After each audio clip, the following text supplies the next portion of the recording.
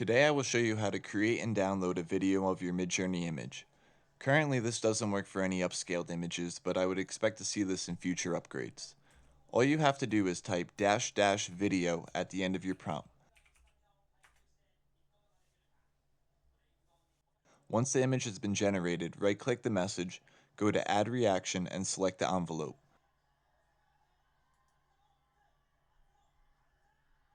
Most likely it won't show up in your recent, so go down to Other Reactions and in the search bar type ;envelope to bring it up.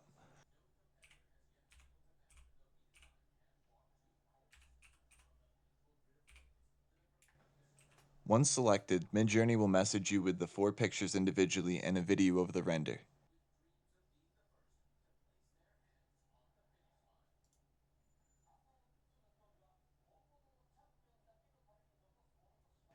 At the top of the message there will be a web link of your video. If you are looking to download the video, click this link.